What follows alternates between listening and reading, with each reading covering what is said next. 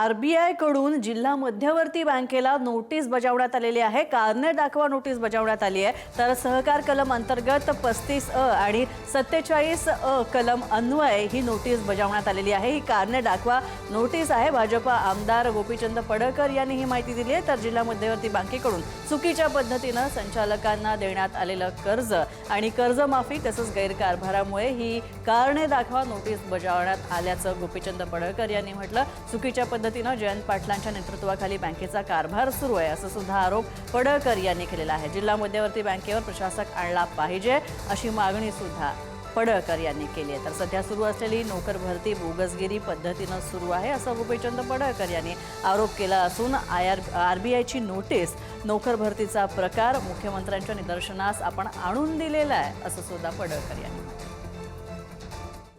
आरबीआयने 24 जून 2026 ला एक कारणे दाखवा नोटीस सांगली जिल्हा मध्यवर्ती बँकेला काढलेला आहे। 35 कलम 35 कलम 35 ए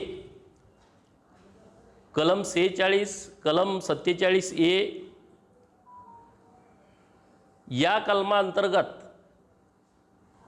सांगली जिल्हा मध्यवर्ती बँकेवरती गंभीर बाबी आरबीआयने समोर आणलेल्या आहेत।